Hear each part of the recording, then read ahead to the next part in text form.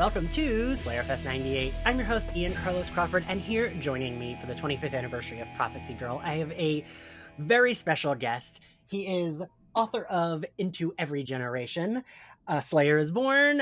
It's an oral history of Buffy the Vampire Slayer. He is a writer, journalist, pop culture critic. Evan Ross Katz. Hi, Evan. Hi, Ian. Thank you so much for having me.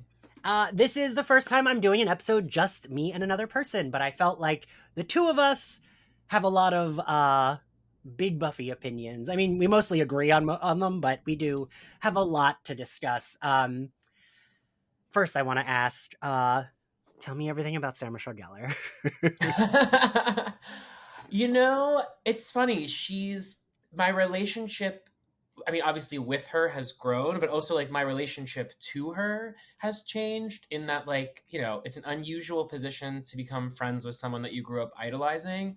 But it's funny how she's just kind of a friend to me now. For instance, when I got laid off from my job last week, like, she sent me a text being like, "Are you okay?" Just like, it's a very, I don't think of her as like the actress or the icon anymore. I mean, I can switch into that mode, Right. but mostly she's just like, I'm proud to report she's like an extremely kind and generous and just on it kind of friend. When we had lunch when I was in Los Angeles, she had to leave lunch to go pick up her daughter from school. Like, she's just a very attentive person and very present, both for her friends and for her family. And everything that I think any fan of hers would imagine her to be, I am glad to say that in my experiences with her, she's been nothing but that.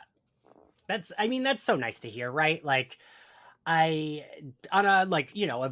just had we announced our Angel co-hosts, and Summer Bishop from The Magicians agreed to be a co-host, and I told her, like, this is weird because, like, my tattoo on my arm is from The Magicians, and yeah, it's kind of been like, yeah, I mean, like, of course I still stand, but it's like, oh, we're friends, like, you just kind of like have that transition at some point, right? Right. And also, especially with her, with Buffy, for many reasons, the most obvious being it was 25 years ago. And then also, I just think that, like, there are experiences with Buffy that she keeps to herself, that are hers to have, that I often find now it's like, Buffy is the least interesting thing to talk to her about.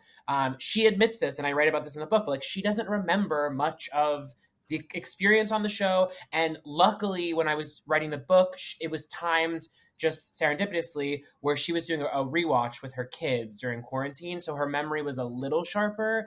And I don't think this is unique to Sarah. It's like, I don't remember the shit I was doing 25 years ago. And so it's funny now, it's like our relationship, it's like we talk Housewives. She's a huge Survivor fan, so we love to text about Survivor. But, like, we never talk about Buffy unless it's like a Buffy stars come up in the news for something, and then we'll go back and forth. But otherwise, it's like every question that I have about Buffy that I'd want to go to her was either answered in my interviews or it's been answered in the past in other ones. So it's like, I just feel like every stone has been turned when it comes to Sarah Michelle Gellar and Buffy, to me.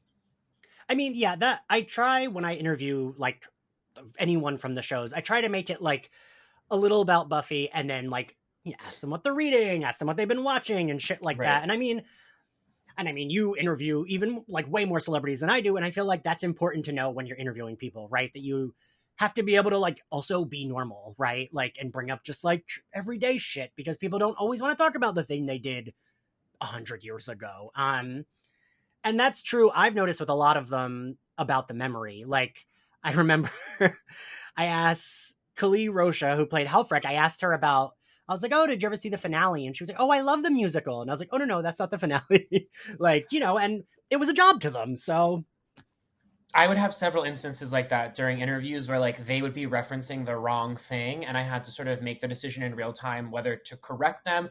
And I got to the point where I was like, okay, we'll just omit this, because I'm not big on, like, correcting people about their own experiences. But yeah, I think that, like, and not for nothing too, this was a cast of that revolved a lot, right? It's like we, cycled through so many characters, and so a lot of them, they were on set for specific instances in which tensions might have been higher, or, like, my sense is, like, the first 2 years especially were, like, really wonderful. And so if you're someone that, like, I'm thinking of I forget the actress's name, but Jenny Calendar, I'm sure your experience on the set of Buffy the Vampire Slayer was very different than someone like Claire Kramer's, who came in, in the Right. middle era. So yeah, it's a lesson, not just when it comes to Buffy, but just like with actors or anyone who you're searching for nostalgia from. Oftentimes it's like the work you can do on that front is a lot more meaningful than like getting in conversation with them about it. That's what I found. Yeah, yeah, I would agree with that. It's like us super fans are gonna remember, the name of an episode or what the episode is from what Buffy's wearing, but like, of course, she's not gonna remember that because that was like her job. Totally. And like also it's like I remember like years ago I did some piece about like all of her various hair looks, and like I wanted to like interview her and ask her all these questions about the hair, and we chatted briefly, and I was like, her perception of her hair is not going to match mine, because to me it's like, name the season, name the episode, I'm going to tell you like why this look is more iconic than that one. It's just her hair. Like she's Right. just not she's not on that same wavelength. So the more I treat her like a normal human being, and this is not just Sarah, but in general, and you Yeah. alluded to this, it's like the more I think you get out of a person. Like you said, it's like, what are you listening to? What are you watching? Tell me about, give me an access to like who you are as a human being. The Buffy memory stuff, if that's available, great. But that to me, that was not the most important ingredient, I found. Yeah, yeah. Even when I had Ming Na Wen on it, like in the middle of lockdown, right? And I remember saying to her, "Don't worry, this isn't like a Comic-Con interview," and she went, "Oh, thank God." And like afterwards, she was like, "Oh, I like that you didn't just ask me about the show. Like I hadn't thought that I was doing that." And once, like, Ming Na Wen, like saying that to me, like, "Oh, that was really great," I was like, "Oh, fuck, I have to remember to do that more often," because like I just had someone compliment someone who's like a big celebrity, and like that's when I was like, shit, I need to make sure that's what I'm doing a lot of times. But then there's, like you and I both interviewed Stacey Abrams. It's like that's someone that like is a big name, but also like she's a fan, so it's more like, yes, you can ask her, questions specific about the show, and she'll have answers because she's a super fan on top of everything else that she does. Totally. But so we're here to talk Prophecy Girl. It's the 25th anniversary of this episode. I know that you do like this episode as well, right? It's so good.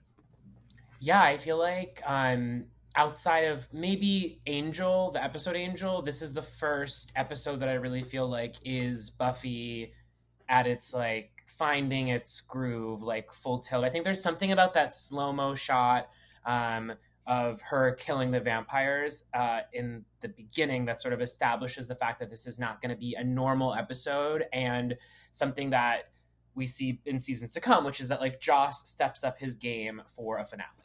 Yeah, yeah, and like I was thinking that I was like, they love destroying a set in a finale, and like, I mean, they don't quite destroy the library, but like they rough it up a lot. Yeah, without question. Yeah, and even that they'll need a new roof by the end. Yeah, yeah. Even that you mentioned the like slow-mo scene, that feels like we're at Buffy, like the Buffy we get. Like she's confident in like, whatever. Like she's smiling, she's being a little shitty. It is funny to think that she's like, wow, 3, and it's like, oh my god, in later seasons she'll kill like 10 at a time. Like, right. But also I think that's like, and I've said this before, we were talking about Welcome to Hellmouth, a lot of those changes are character development. It's not just like, oh, we're going to make her suddenly be able to slay 10 at a time. It is like, as the show goes on, she can face bigger and bigger threats. And I think that's like really good writing of the character, don't you? Absolutely. I mean, I think that as the challenges come forward to her more and more in the later seasons, she also recognizes how to utilize those around her. So it's like, in the beginning, I think that they paint the Scooby Gang almost out to be like the people that cause the problem. You know what I mean? Like there's so many episodes in which it's like, Xander brings about the praying mantis, or Willow's on the web and brings about Moloch. But like, I think what you get to towards, I don't know if it's the end of season 1 or season 2, it's like Buffy starts to recognize the powers of these people. And this is even before Willow's like full-blown witch, but she's just like, I can bring these people along and they can help me in the fight. In addition to the fact that, as you mentioned, I feel like her own understanding of her skill set and like what she can do. And also just, and this happens a lot with season 3 with her training with Giles, and then again in season 5 with the training with Giles, where it's like she understands that like her power is not just in her physical prowess, but it's like there are other skills that she can develop that can help her be better in the fight. Yeah, that's yes, very well said. You must be a writer.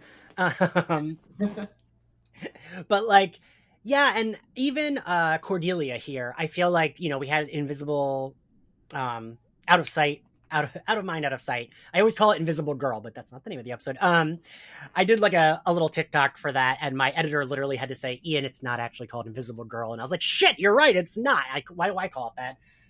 So take my card away from me. But even Cordelia, like in the previous episode, we learn that she has more depth, and they're giving her more depth, and like this episode does a good job of like, I mean, she comes in and saves Willow and Miss Calendar. Like, I do think we're any of the character changes just all feel organic, and I think that's a thing that we love about this show is like we get the depth, and we build upon the depth. It's not just like here you go. Because I was talking about this before, and I'm curious what you think. Like, Cordelia's arc spans two shows. So does Wesley's. But for me, Wesley almost feels like a rewrite rather than a, like, I don't know. What do you think? I think they both feel like a rewrite to me. You do? I'm not a huge Angel fan. I know that will make some people feel a certain type of way. It's just not the show for me.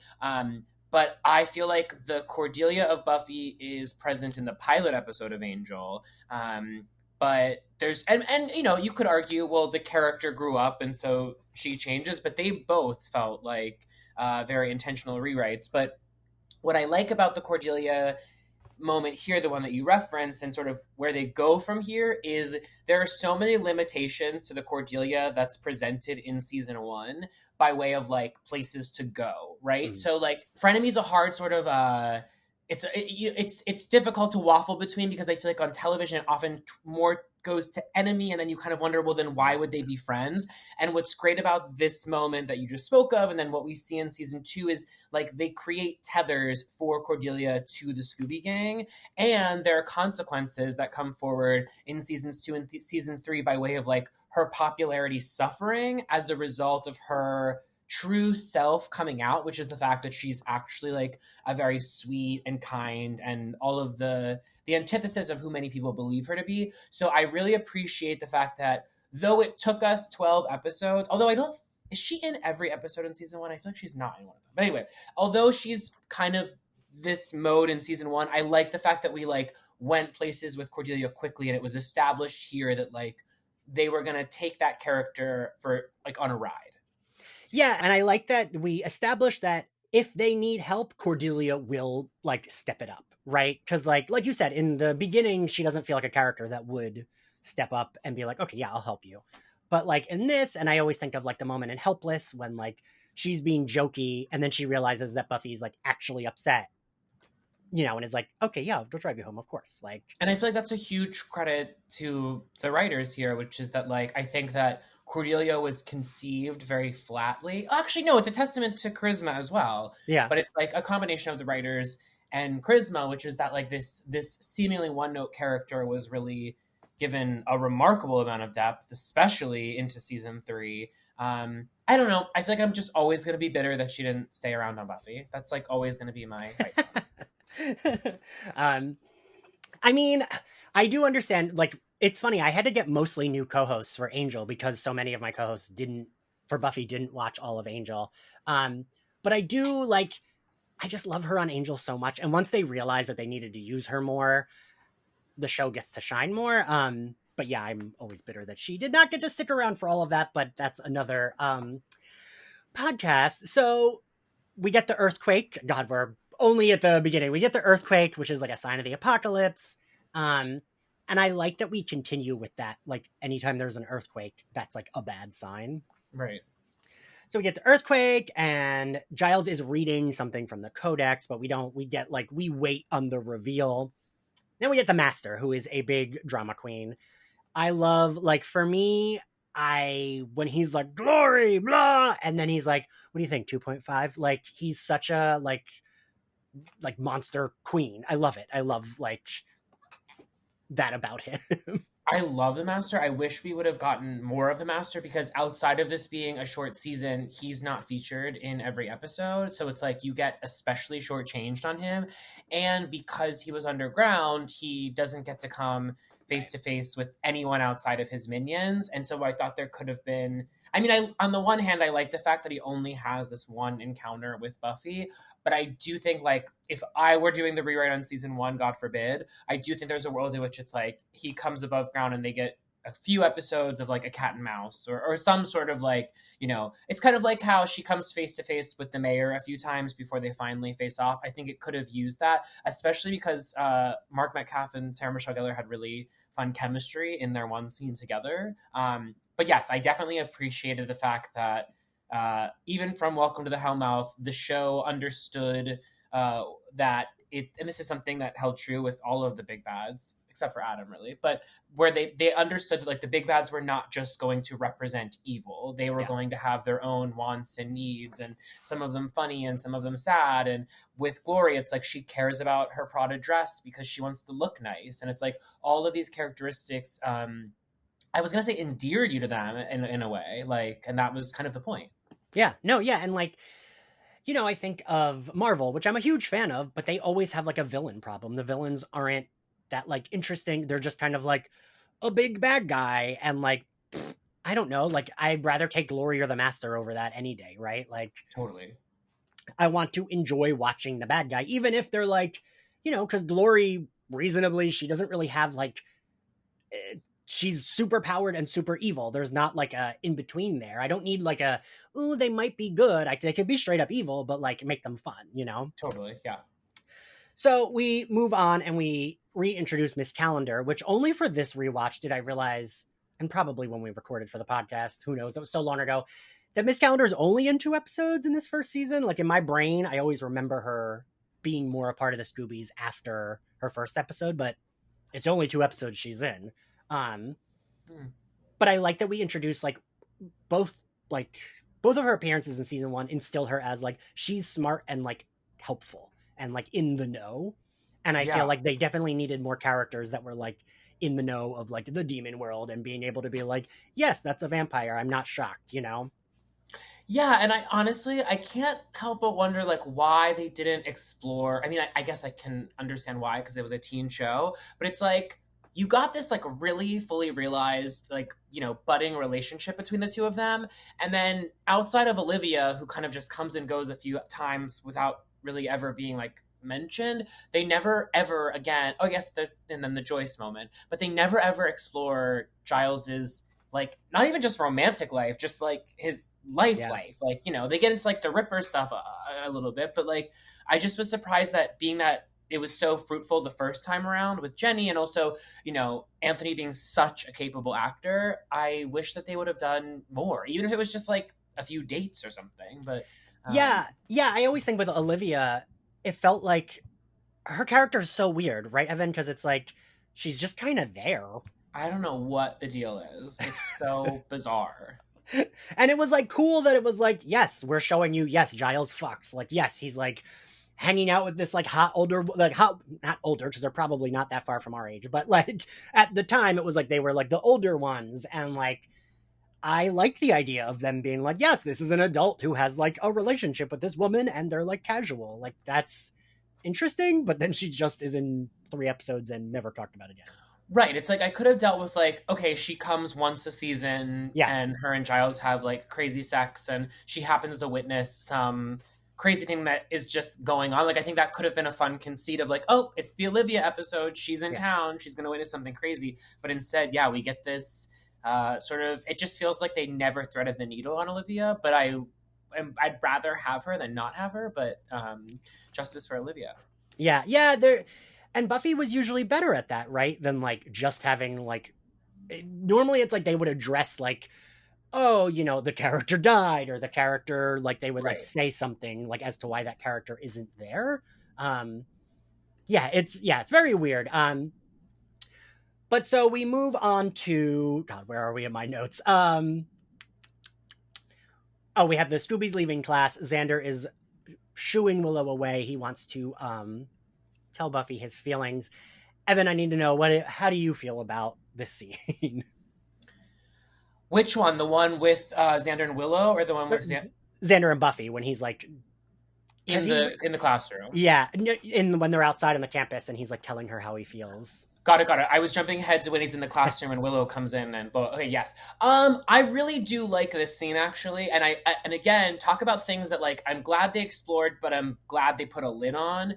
I'm Yes. glad that like we got the Xander is in love with Buffy plot, like a clear ending for it, and I'm glad that we were able to move into season 2 and like push past that very quickly. And I honestly like too the fact that it like remains a joke on the show for years to come, that it's like Xander was, at one point in love with her. But I think that what is very clear, and maybe this is all in retrospect, but it's like Xander wasn't in love with Buffy. He had a crush on her, and crushes happen all the time. We get crushes on professors when we're in school, and we get crushes looking across the platform on the subway, and it doesn't mean that they're like meant to be Right. something. And so I like the fact that he admits like I have these feelings for you, and she's just like I don't, and I really like the way she delivers that, which is like it's not that she's not recognizing that he does. It's just like she never conceived it that way at all. And I feel like she's very like classic Buffy, but like she's very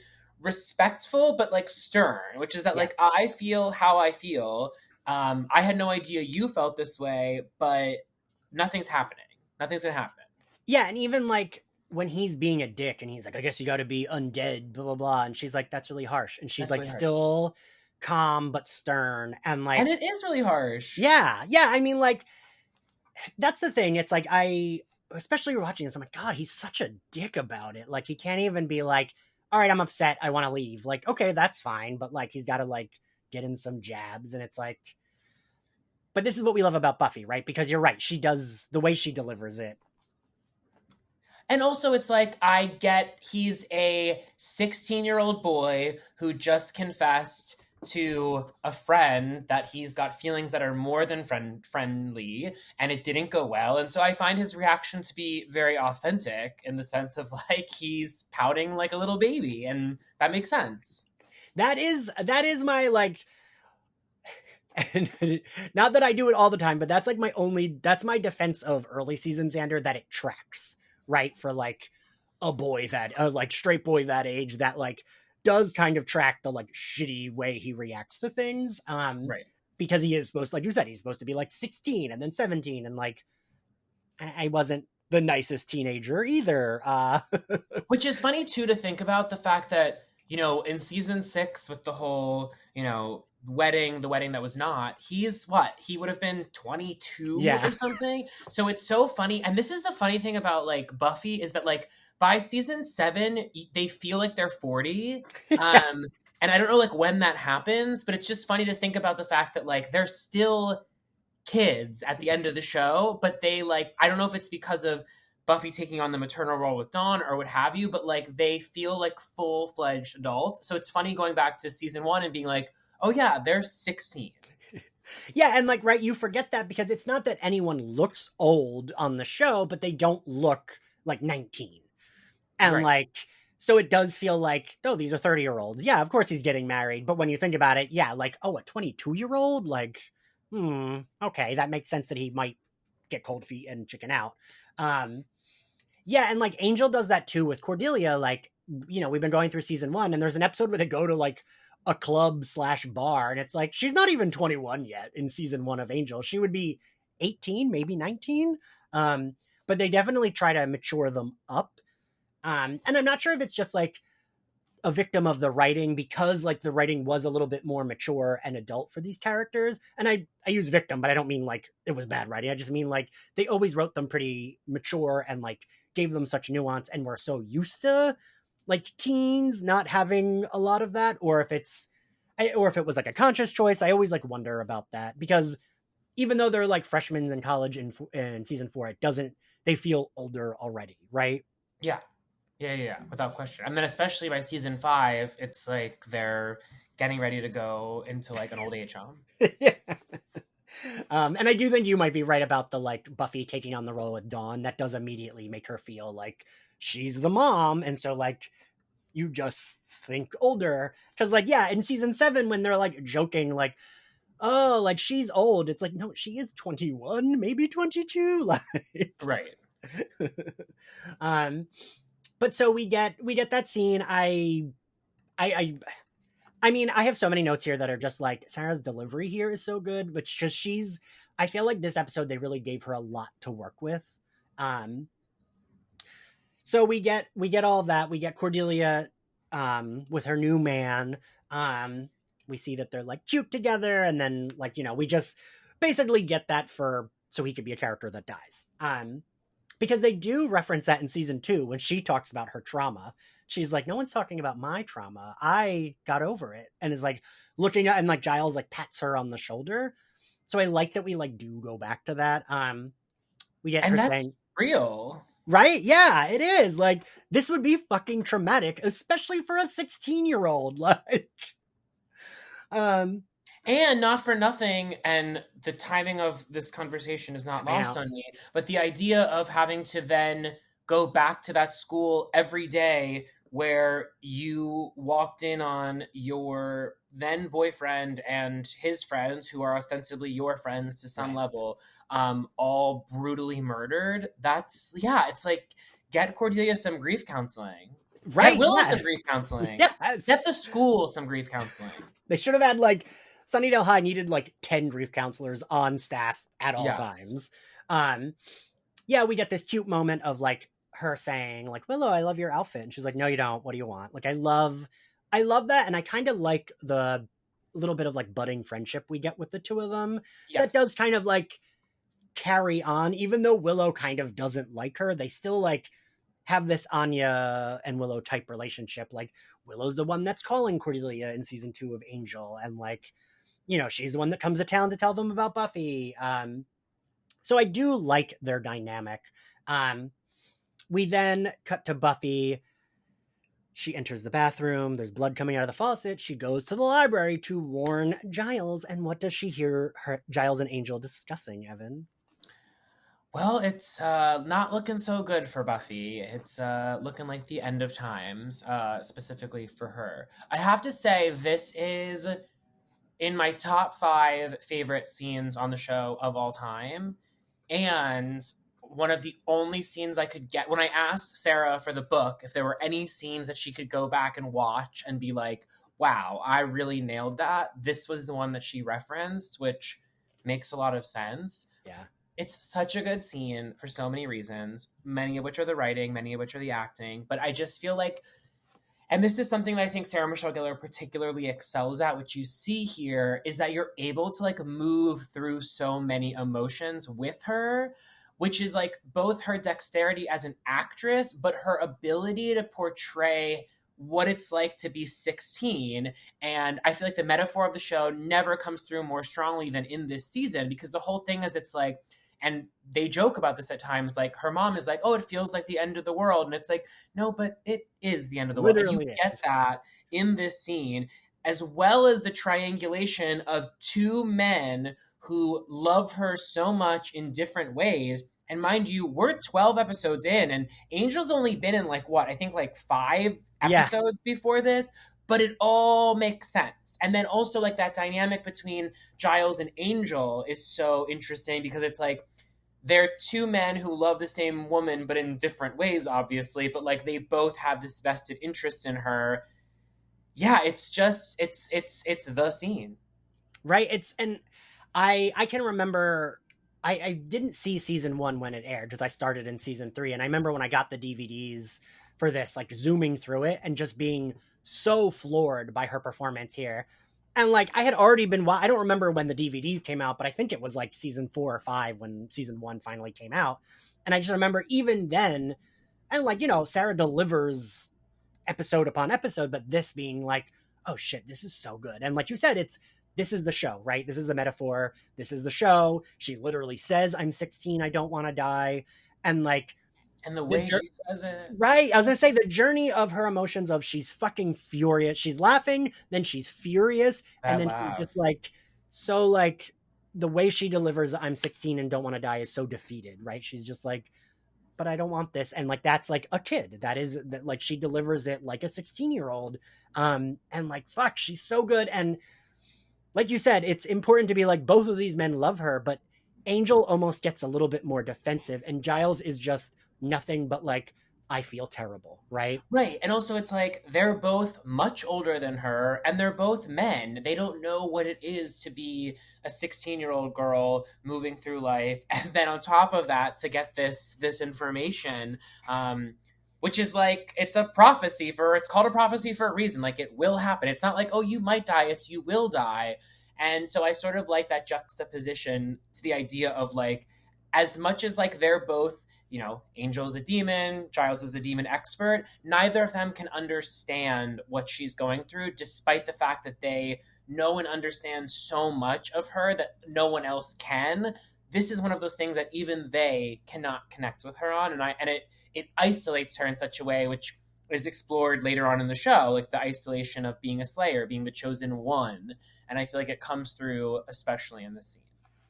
Yeah, no, I agree. And like the yeah, I think Sarah and Allison are two of the best criers on the show. Um and like they cry very differently. Like Yeah. Allison kind of like gets the upset face, and Sarah does like the blank face, the like I'm so upset I can't even emote, but tears are coming down. And both work for me every time. Like both of them, this is like I feel like this is the first of many scenes where it's like, oh, Sarah Michelle Gellar needed a fucking Emmy for this show, and this is like the first one.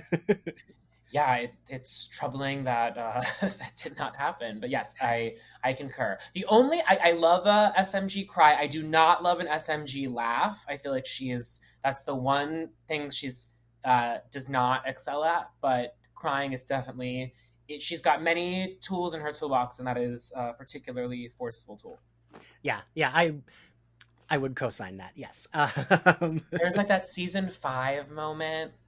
Oh, it's she's in the kitchen and it's something involving Harmony in season 5, and she has to like fake laugh, and then Riley has to like join in with her, and Mark is not a great laugh as well. Now Sarah will tell you she hates to laugh like on screen, like she just but it's just funny because it's like yeah, it just doesn't. It's like the one thing where I'm like, I don't know. Yeah. I was just thinking of that scene. It's like that scene, and then in season 6 when her and Giles are laughing about them. Yes, His laugh yes. is good. His laugh is good, but yeah. That laugh also goes on for a long time. I could just feel Sarah being like, "Okay, cut, cut, cut." Are we done yet? Like, Yeah. so yeah, we get she quits. She throws her cross. She says she quits.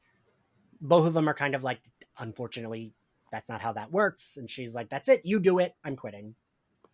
She exits the library. And we get, she then, oh God, then she like goes home. She has her moment with Joyce, which I do, like you said, Joyce basically says what's going on, right? Like Joyce is like, oh, I know when you're a teen, it feels like the end of the world.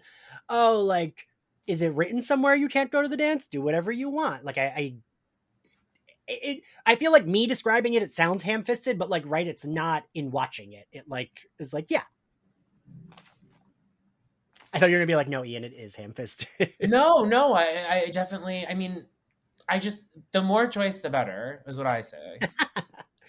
Like, give me. Everyone wanted like the Ripper spinoff. I'm like, give me like Joyce, the art dealer spinoff. Art dealer, art collector. I think collector. Whatever she is. I'm never too sure. I do love that Joyce buys her the dress, and I love that they try to really make them like, she's like, we can't afford this. It's like, you have a very nice house in like Southern California. Yes. But also, not for nothing, too. It is such a gorgeous dress. It is such a gorgeous dress. I love it. I was going to ask you, because you are a fashion expert as well, because I love it, but I'm like, I dress like a pop punk teen. I was curious what you thought of the dress. You do like It's it? stunning. It's so it's very timeless, which I really really like. I love the silhouette. It's like because she's going to prom, right? I think it's kind of like nondescript, right? It's just like, Which is strange, right? Because she's a sophomore. It's like, what dance are they going to? yeah. But anyway, needless to say, I don't know if it's the correct aesthetic given the occasion, but that's also something that like I am not like I don't concern myself with too much. But no, I just think it's gorgeous, and I think it holds up really nicely, and it would look like you could put that dress like on a runway today and it would be perfectly at home. It's great. It's funny though, because you get the impression in the early episodes that Joyce is like, ultra conservative. And don't get me wrong, it's not like a like slutty dress per se, but it's a very adult dress. Like it's a very like woman, not girl dress. So it's Mm. interesting that like Joyce was like, "Here, put this on." When I thought Joyce would have been like, "Here's a coat, like wear this." I mean, do you remember? I don't know if this was like a Jersey thing, but I feel like when we were teens, there was like a trend of like prom dresses that were like a halter top and then like a Hmm. long. And I remember like all the girls in my class wearing that and thinking that was like the peak of fashion at the time. Right. Were they Uh, wrong?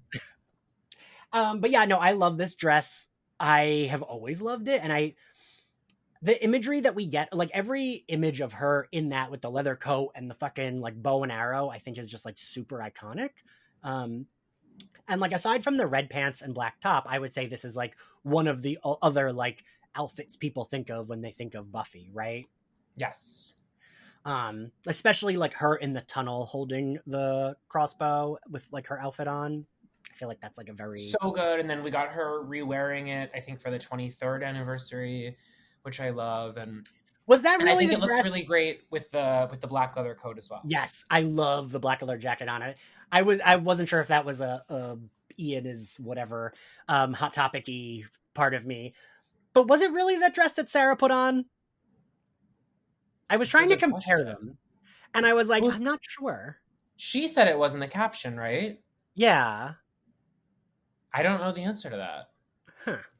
Do I they was they look different to you? they look just like slightly different, but also like I know that, when something's on camera being lit for a set, it like might look a little different. I'll get us an answer. Okay. Cuz it looks the one that she wore looked like it is all white. And this one like the bottom is like beigeish. It's like creamy, right? Yeah, yeah. Interesting. I yeah, No, I have so to say, but on a side note, my favorite Buffy outfit is the from Hush. It's the blue, like that, oh like a yeah. turquoisey, bizarre, like And asymmetrical yeah. top, and the skirt is like it's so weird, and I love it. Evan, I love that that's like the outfit you love because I do love that outfit. I think about it a lot because it is weird, but it works, right? Yes. Well, and I feel like, and you've interviewed them too. A lot of the costume designers liked dressing her because she looks so good in like most things. Yeah. Yes. Yeah. Yeah. Yeah. I Which mean, what? no, it's like she looks good. Yeah, she looks good in so many things. And there's just like it's like her, Sarah Jessica Parker is another example. It's like you can put anything on, but it's like the weirder Buffy got stylistically, which happened like it wasn't season specific. There were like many just it was just outfit specific. But Random, the yeah. weirder she would get, like the happier I was. So like I loved like the hat era. She had several different like hat eras where she was like in that, and then there was like sunglasses were really prominent in the early seasons, which I loved, like the chunky sunglasses. Obviously we've talked about like all of the leather that she does, but yeah, I love Buffy style. I just think it's unfortunate they lose sight of Buffy style once Cynthia leaves in seven. I think gets like wacky in terms of she just loses like her characteristic fashion. A conversation for another day. um, so we get she puts on the dress. It looks very nice on her. We then get Xander calling Willow, or oh, we forgot to talk about the Xander Willow scene in the classroom when she like sees him and they like. What do you Oh think of my that god. scene? Well, I think it's super important for many reasons, but especially in building the evolution of Willow's sort of self empowerment, which is going to be a plot that, through to the end of the series. One of the great things about the character of Willow and her plot is it really is a very 7 season long journey that Willow undertakes that really has nothing to do with magic at the end of the day. And what I love about this scene so much is you witness Willow beginning to understand that she doesn't have to acquiesce as a human being. And whether that be to, you see it with in season 3 when she's like, I'm not going to do your homework, Percy. But you get a glimpse of it here, which is just like, I'm not going to be the girl that's waiting around for you when you get rejected by the apple of your eye. She's like, I'm a prize to someone too. But it's also like she's figuring that out, right? Because it's almost like you almost get the impression that like Willow would be proud of herself after this moment of being like, like she'd almost like take a deep breath and be like, okay, I did it. Like I stood up for myself, Yeah. because it's a new concept for her, right? It's like when we see the softer side of Sirius moment in the pilot, it's like Willow's used to just like taking it, right? And this is one of those first moments where you're like, she's got a backbone, and she's not just going to be a pushover, and I like the fact that that's something that is developed here, and then we kind of see, we move through it as the series progresses. That's a really good point, because early season Willow would have probably just said yes, right? Like if this was a second episode of Buffy, she would have said, okay, we'll go together, and been like bummed that she was the backup, but would have done it. Right. And you are right. Like her journey is a full, I was talking about this with actually one of my coworkers who, like, I don't know why we just recently learned that she also loves Buffy, because, like, believe it or not, you and I, like, we do talk about other things other than Buffy. Yes. And, like, we just learned that. And she was talking about how she was like, the thing I love about Willow is that she's a co-main character by the end of the show. And I was like, yeah, like, that's really important to, like, Willow's growth on the show makes her become the second main character, right? Like, she has, I mean, Xander, of course, is a main character as well, but Xander doesn't, there's not as much there, I would say, right?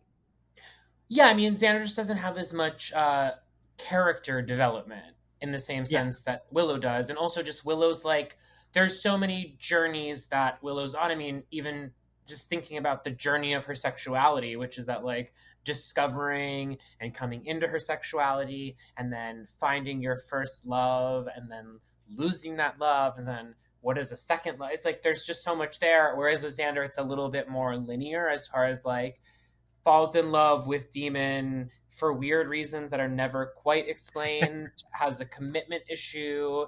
Like, yeah, the Xander plot's just a little, there's just less there. There's less depth. But as you say, it's like Allison Hannigan is a terrific actor. Nicholas Brendan is not. So thankfully, I think that it's good that it was in the hands of such a capable talent. I do think the scenes they give him, I think he hits his beats. I think I Yes. mean, I think Anthony Stewart Head is the best, like, man on, like, the best, like, male actor on the show, I would say, probably, right? Him and Seth Green. Oh wow, you would say, see, I would say Oh Anthony my Stewart Head and God. James Marsters. Complicated. um James Marsters in seasons 2 and 3, absolutely. okay, huh, all right. I do, I mean, Oz is my forever Buffy crush, but, like, I just don't feel like there's, like, that much that they, like, give him to do. They certainly could have given him more, but I just feel like what he's able to do with that character, and the fact that there's just no other character like Oz. I mean, I guess it's like, yes, maybe I'm being a little, to compare him with up against Anthony Stewart Head is like, okay, there's a clear winner here. I just really think Seth Green's performance is like, it's just so perfect, and it's like, yeah, it's like the payoff of all the Willow stuff in season 4 works because you understand the longing between the two of them and how much he wants her but can't be with her. And anyway, I do think Seth Green, it's, like, weird that he never got, like, he got, like, more silly wacky roles after this, and never got, like, a little bit of, like, I mean, maybe I guess I haven't followed his career that much, but he never got, like, a more dramatic turn than he did, like, here, it feels right. like. And he does have No, the range. I mean, and I explored this in the book, but it's like I always wonder, had Oz come back in a non-romantic capacity, I feel like there could have just been a lot more to do with Oz, whether or not he paired off with somebody else, or who knows. But it's like I wish that we would have gotten more from Oz.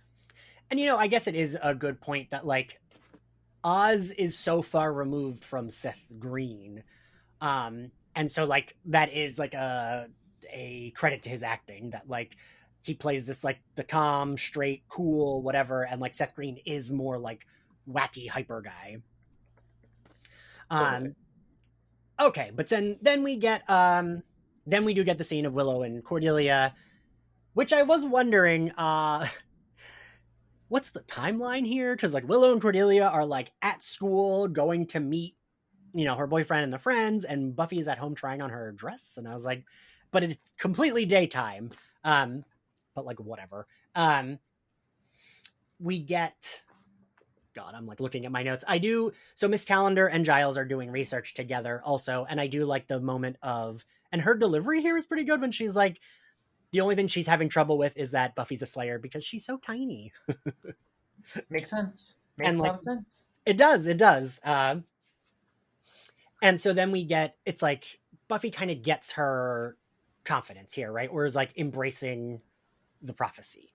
And I do like this scene where she goes to see, like she comes in while he's saying, no, I'm not going to make Buffy fight the master. He's telling Miss Calendar. And then she like knocks him out. So that way she can go. I don't love, we do get like a very silly, like she punches him and he's almost like, huh? And then like stiffens up and then falls. It's like a very cartoon, but whatever. And I like that her line is, tell him, and she can't think of anything. Like, It's so perfect. It's right? so perfect. No notes. And that feels real too, right? Like sometimes you want to say something that's like great and cool, and it's just like, I don't know. But the great thing about Sarah Michelle Gellar and the character of Buffy is it's like she ends up sounding so cool in her sort of like decision to like give up any sense of coolness. She's like, I can't muster coolness right now. I have too much on my mind, which in turn is so cool. That's the great thing about Buffy. Like the effort, it's like she doesn't have to make any effort because it's so intrinsic to who she is. And when I say she, I mean Buffy and SMG. Yeah, no, yes, I totally agree with that. She immediately encounters the Anointed One, and she had heard Miss Calendar and Giles discussing that the Anointed One did survive. It's a child, blah blah blah. It's like, what is in the writer's room? It's like, just what was the deal with the Anointed One? And like they clearly abandoned, and then it's like they made the weird decision to bring him back in season 2 only to abandon him straight away. But it's just like I didn't get what they were going for with that. Like, was the idea of like, was it supposed to be sort of like this is a creepy child, because he doesn't really come off that creepy. It's just very strange. I've never really understood the purpose of the Anointed One. Right, because like he's a big part of the prophecy, but like he doesn't really factor into any of it. Like it feels like if we cut him out, that it would have been fine, right? Right. Yeah, it's weird. And you're right too. They could have just not brought him back in season 2. Like it didn't matter. Right. They did that with Cordelia with season 4. So yeah. So then she's like approaching, going through the tunnels. We see all the like the imagery of her, and I do like the imagery of her and the Anointed One walking together. Yes. We get the Scoobies. They're like talking about what's going on. I noticed that Willow, like, she's kind of like, why is she here about Miss Calendar, which she later does about Anya. Oh, that's interesting. Yeah, that's true. Yeah, I was like, I wonder if it's just like, because I could see it playing into Willow's character, like, you know how like there are some like gays where it's like you come into the job and there's like that one other gay and then they're like and they're like not nice to you. I was like, I wonder if it's like kind of like that dynamic. Because she's used to being the only non-Slayer lady in the Scoobies. Anyway, but so Xander makes the decision to like go find Angel, and I'm so, especially after reading your book, and I will say that when I met Nicholas Brendan, he also told me that he did not like David Boreanaz. I'm curious what you think of this scene, because I really hate everything Xander says to Angel, even though his heart is in the right place and he does the right thing. Like, after the fact, it's like, yes, that was right. He should have gone to him, blah, blah, blah. But like, he's just so annoying with Angel. I don't know. What do you think? Well, it's like, again, going back to that like reminder that this is like a 16-year-old boy who is dealing with, it's like putting myself in that position. If I had a major crush on my friend and had to go and confront and like, I guess like band together with my crush, the person that my crush is in love with, like there's layers there that make me understand Xander's behavior. So it's like, yes, I think he comes off very annoyingly, but it's like justifiable annoyingness, if you will, in that it's like, I don't want to have to work with you, but you're all I have right now. So I understood why it was that way. But they have a interesting relationship. I mean, I was gonna say off screen, but also on screen. Yeah, but I mean, it made sense that they would want to team up together. But also, too, it's like, why? Now thinking about it, so it's like, so it's Xander went to Angel to be like, we have to, like, why the two of them together? And why wouldn't Angel? So a thing, especially in season 1, is Angel's pretty useless. Like, he Yeah, doesn't do much. Like, in the series premiere, he shows up and is like, "They're coming. Wink, wink. I'm gonna right, leave." And it's like, you could just say, "Oh, the master's going to rise. You should do something about it." Like, right, exactly. um, so I don't understand why he wouldn't have wanted to already be going there to make sure she was okay. You know what I mean? Like, Right. shouldn't be Xander being like, "We need to help." Um, but so yeah, so we get, then they're traveling. Buffy's meeting the master, and I noticed this time too that, so I had just rewatched Nightmares, because I mean, I haven't been recording for every episode of the 25th, but I'm doing like TikTok reviews, so I've been having Hmm. to like rewatch. Her encounter with the master here at first is a lot like her encounter with him in Nightmares. Um, like the way he's like silently moving from place to place and is like behind her and then like up close. Like, it feels very much like her nightmare come to life. Which is like just something I noticed this time. And it's weird that like in their first confrontation, she's not, they kind of make her like not as, she got her boost of confidence, but then it's kind of like it deflates, right? When she like is Right, confronted. right. So yeah, like she even shoots and she like, he catches arrow and is like, nice shot. He kind of is very, a thing I do like is when he needs to be intimidating villain, he is intimidating villain. Like, kind of the same with Lori, where like they're wacky until they need to be the villain, and then they're like, "I'm gonna fuck you up." Which is like very reminiscent too of the mayor, because I remember like the first time I saw the mayor being like evil, evil, I was like, oh my god, like, yeah, yeah. It's yeah, like kind of like, oh, okay, they like are a threat. right, Um, so we then get like, it's pretty quickly that he like subdues her, right? Here, yeah. yes, Um, he bites her, throws her in the pool, like the pool of water, and that like thud feels very brutal when she like goes to her knees and then collapses in.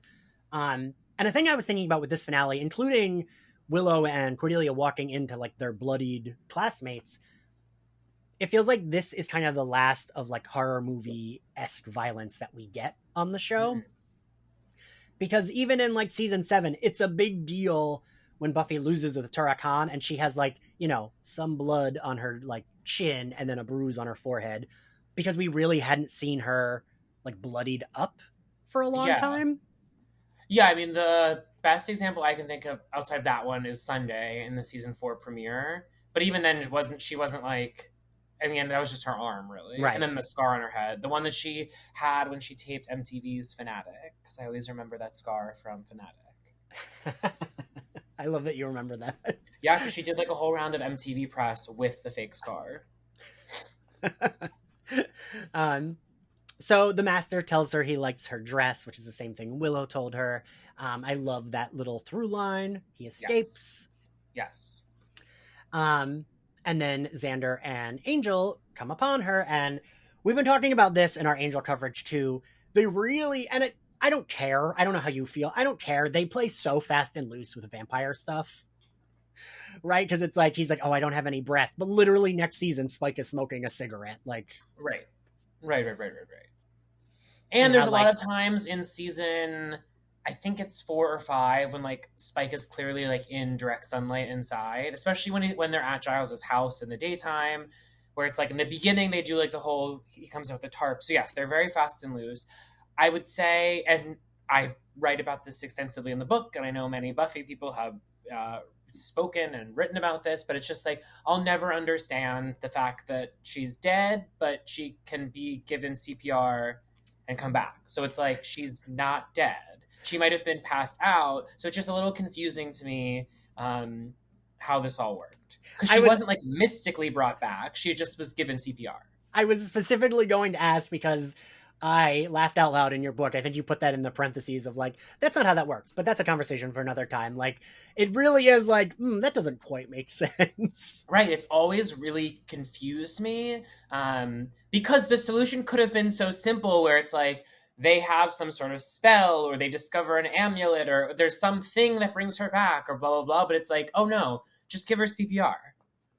And it's like, how does CPR, because I get it that she drowned, but she also, in theory, and this is the other thing, and I mentioned this in the book too, but we're given all this lore about like Slayer blood is supposed to like be the best tasting, and the master literally just like has a quick little bite and is like done. And it's like, he's been living in like underground there, you know, a sense. I don't know if he's been starving. I mean, they've been bringing him kills, but like, I just would imagine like if you've been on a diet of, you know, McDonald's, and Right. someone comes along and they're like, you know, here's, I don't know, the best of the best. Here's Via Carota, for instance. It's like, I would be like, okay, well, I'm gonna finish this meal before I go above ground, but that's just me. I don't even know what the fuck that reference is, Evan. But it's a really good restaurant that I like in New York City.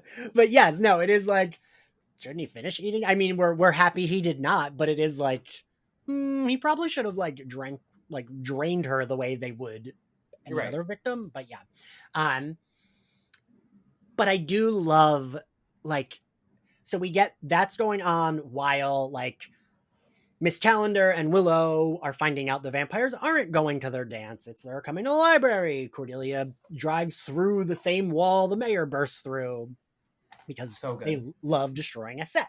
And again, I love that Cordelia just immediately is like, get in, I'm here to help, let's go. There's not like, she's not making like quippy, shitty remarks to them. She's just like, yes, I'm going to save you, get in my car. And I like the like, Cordelia's there to help, Xander resuscitates her, and I do love the confidence she comes back with, right? Like, the way Buffy is immediately like, oh, I have to go kill the master now. Like, I don't know.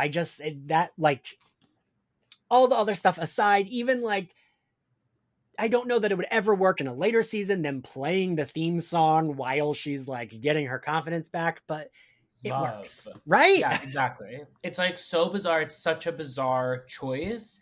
But it's such a full-throated choice that it just works. I think one of the great advantages of Buffy as a television series so often is that like it makes choices and leans all the way in on the choice, that no matter how bizarre it may seem, it's sort of like, well, you can't help but be like, it's like kind of like people that, you know, respect the hustle. It's like, I respect the choice. Yeah, it's like, okay, we're committing. All right, great. Yeah, we're doing full on theme song here. Okay, great, work. Yeah. um I even think she looks good in her like back to life, like wet hair, wet dress look, like, right? Yeah, She just she's so good. She's heading towards the library. She tells Xander and Angel she's gonna go face the master. He's on the roof. The Scoobies are being attacked by, I was thinking about this because I just recently, finished season 7. We get this Hellmouth monster, and we get it again in season 3 in the Zeppo, and then never again. And it's just kind of like they go into the Hellmouth, and it's just kind of like a rocky Lord of the Rings looking place. right. And it's like, why didn't we get that again at all in season 7? I feel like they really didn't take advantage. I mean, don't get me started on season 7, but it's like they didn't really take advantage of the fact that, you know, you have this moment in the premiere of season 7 where it's like, oh my God, look at these blueprints. Like, it's directly, the library is now, what is it? The library is now the principal's office? Yeah. Yeah. And it's like, you think we'd get something of like this hell beast coming out of the principal's office, or, you know, at least putting a tentacle out or something, but nothing. Just one little tentacle. Yeah. Tickling Robin Wood's chin. So then we get Buffy confronting the master on the roof, and I feel like Great camera work.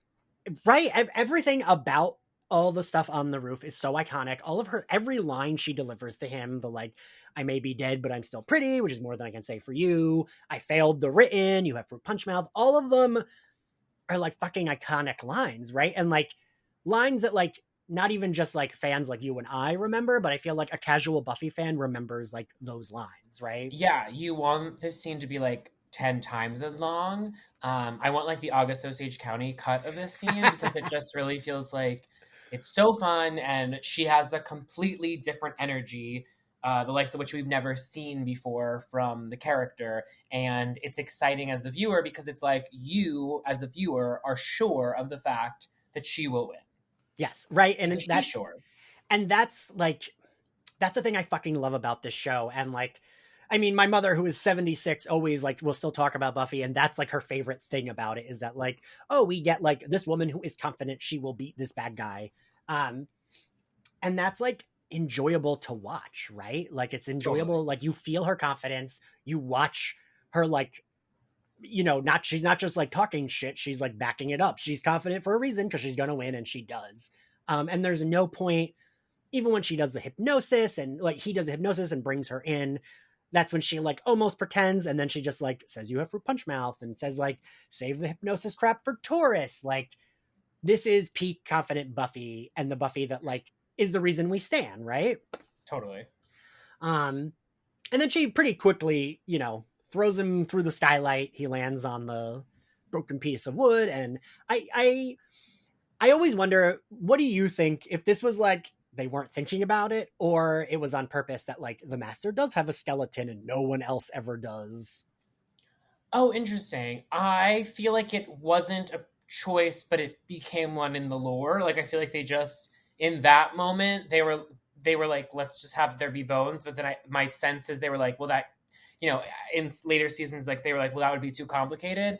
But I did just want to say real quick, I really do like how quick this fight is. Like it's just kind of like one and done because I don't think you needed an epic battle here. This was like a verbal battle, kind of in its own way. But it's like, I think part of the reason why the fight scene with Faith in season 3 hits the way it does is because of like how prolonged that fight is, because it's so earned. Like you want to see these two go to toe to toe. Whereas with the Master, when it's sort of like we were already told what's going to happen. Buffy will die, the Master will win, and now we flip the script. So it's like, okay, script flipped, great. So then Buffy will kill the Master, so let's just have her kill the Master, right? It's like we didn't need them exchanging blows. So I like how efficient this is.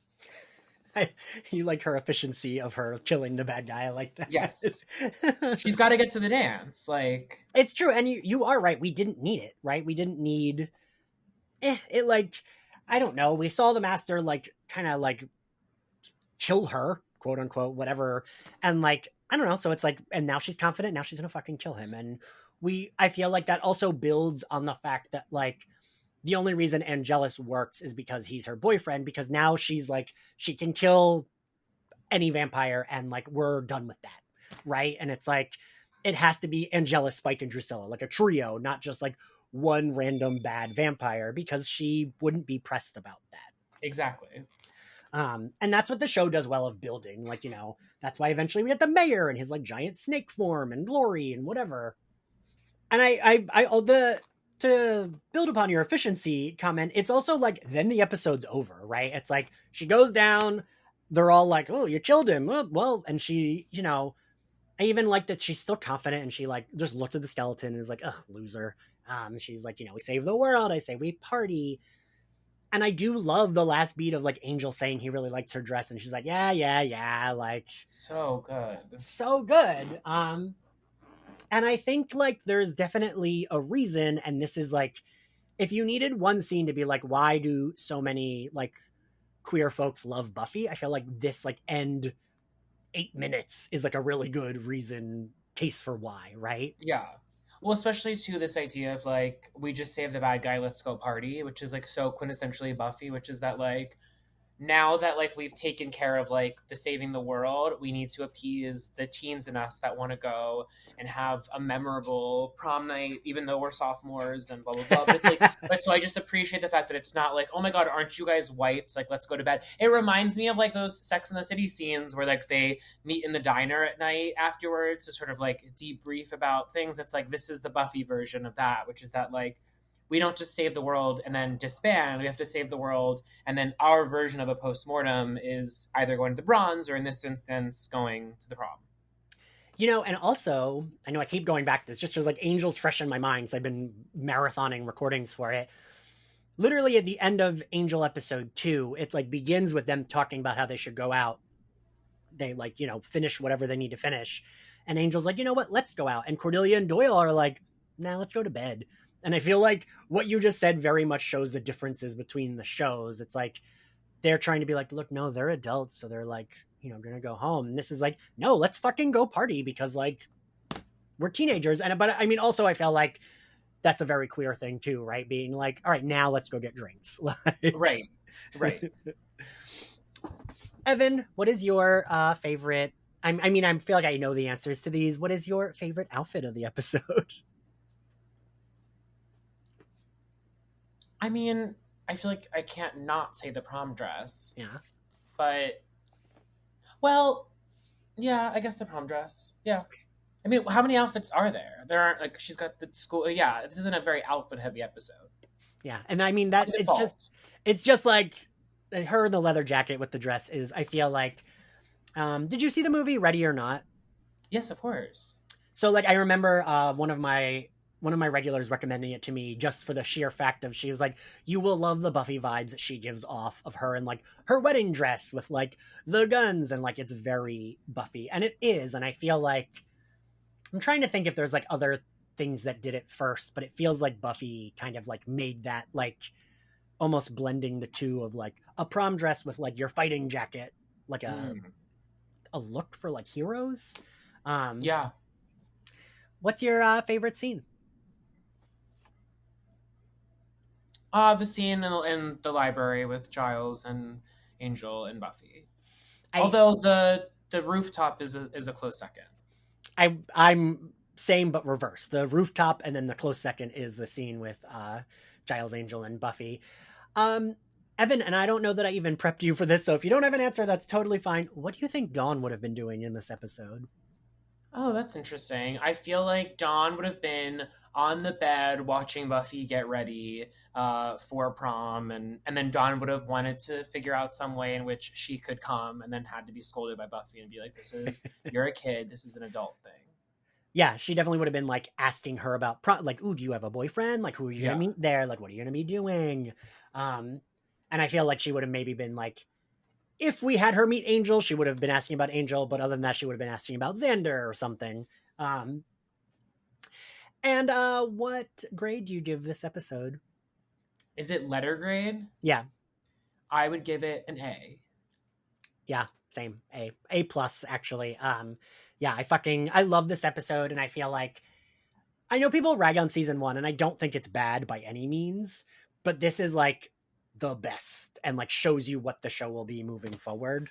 Um, so yeah, I just love this episode, and I don't revisit season one that often, but I'll revisit this episode.